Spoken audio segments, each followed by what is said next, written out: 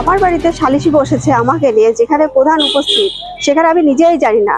হঠাৎ করে আমার ঘরে তালা এবং আমার প্রধান থাকাকালীন সেখানে দাঁড়িয়ে আছে, সেখানে থেকে আমাকে আমার ছেলেমেয়েকে ঘাত ধাক্কা দিয়ে বের করে দিচ্ছে। এটা কেমন বিচার? এই বিচারটা আমি চাই। যেখানে আমার বাড়ি, আমার ছোট ছোট ছেলে মেয়েকে দিয়ে, সেখানে যেখানে প্রধান উপস্থিত আছে এবং প্রধানের উপস্থিত থাকাকালীন যেখানে আমাকে মারধর করা হচ্ছে, সে তাকিয়ে তাকিয়ে দেখছে, প্রধানের ইন্ধনে আমাকে মারধর করা হচ্ছে, সেখানে আমি কোনো হেল্প পাচ্ছি না। সালিশি সভা হচ্ছে, যখনই আমি তাদের বলতে গেছি যে এটা কি হচ্ছে, আমি জানি না যে আমাকে নিয়ে সালিশি হচ্ছে। এবং সালিশি হওয়ার শেষে যখন আমি এই কথাটা বলেছি যে আপনি কেমন প্রধান, বিচারটা সঠিক করেন, তখনই আমাকে এরকম গালিগালাজ খিস্তি খামারে, তখনও তাদেরকে বলে যে ওকে ধরে মার, ওকে ধরে মেরে দে তোরা, এরকম একটা কথা বলে। কেন স্বামীর রাগ কি আপনার উপরে? তার অবৈধ সম্পর্ক আছে বাড়ির মধ্যে বৌদির সঙ্গে এবং তার কাকির সঙ্গে, যেটা আমি জানি। জানার পরে আমি কেন প্রতিবাদ করি? তার ইচ্ছা আমি ছেলে মেয়ে নিয়ে ঘর থেকে বেরিয়ে যাই। স্বামীর নাম আশুতোষ বিশ্বাস। আশুতোষ বিশ্বাস। প্রধানের নাম সুব্রত ব্যানার্জি, দিঘারি অঞ্চলের।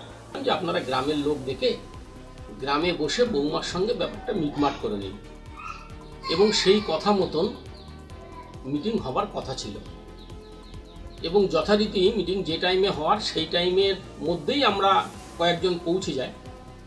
কিন্তু ঘটনাটা হচ্ছে ওখানে গিয়ে জানতে পারলাম যে মল্লিকা অনুপস্থিত, সে বাড়িতে নেই, সে কোথায় চলে গেছে। যে কারণেই আমরা মিটিংটা করিনি, আমরা ওখান থেকে চলে আসি।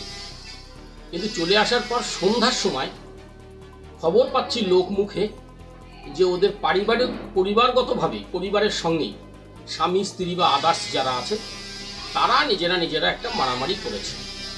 এই ম্যাটারটা নিয়ে আর আমাদের কাছে কেউ আসেও নি, আমরা এই ব্যাপারে কিচ্ছু জানি না। টোটাল ব্যাপারটাই হচ্ছে পুলিশ প্রশাসন দেখছে, আমি এইটুকুই জানি। ওনার ঘরে তালা দিয়ে দেওয়া হয়েছে না, এগুলো বলতে পারবো না, এগুলো ওদের একেবারে নিজস্ব ব্যাপার, এগুলো আমাদের কাছে এরকম কোনো খবর নেই। পরবর্তীকালে কোনো সালিশি সভা না, সালিশি সভা হয়নি। তার কারণ হচ্ছে যেহেতু উনি ছিল না, যে মূল যাকে নিয়ে সমস্যা সে না থাকলে সেখানে সালিশি সভা হবে কি করে? এখনো পর্যন্ত এরকম কোনো খবর পাইনি যে কোনো সালিশি সভা প্রধান ডেকেছিলেন, আমরা কোনো খবর পাইনি। বলছেন আপনারা, নিশ্চিত আমরা খোঁজ খবর নেব। এরকম কোনো ঘটনা যদি ঘটে নিশ্চিত দলীয়ভাবে ব্যবস্থা নেব। নিশ্চিত প্রধানের সাথে কথা বলে জানবো, আমরা এখনো জানিনি। যদি এরকম কোনো ঘটনা ঘটে নিশ্চিতভাবে সেটা অন্যায়, আমরা তার ব্যবস্থা নেব। কিছুটা গ্রামের দিকে থাকে অন্য রাজনৈতিক দলের লোকেরা প্রধানদের চক্রান্ত করে জড়ানোর চেষ্টা করা হয়, সেটাও আমরা তদন্ত করে দেখব, পুলিশের তদন্ত করে দেখব। নেতৃত্বে, এটা আমার কথা নয়, ওই মহিলার কথা, প্রধানের নেতৃত্বে সেই মহিলাকে অকথ্যভাবে মারধর করা হয়েছে। মহিলা হসপিটালে ভর্তিও ছিল। আমাদের প্রশ্ন সেটা নয়, তাহলে নারী সুরক্ষা নেই? কারণ একজন প্রধান থেকে একজন মহিলাকে সালিশি সভায় তাকে চোরের মতো পিটাচ্ছে। এটা আমাদের প্রতিবাদ। যেই বাংলায় আর কত মহিলা নির্যাতিত হবে, আর কত মহিলা সালিশি সভার নাম করে ডেকে কাউকে ধর্ষণ করবে, কাউকে মারবে, কাউকে হত্যার চেষ্টা করবে। এটা লজ্জা।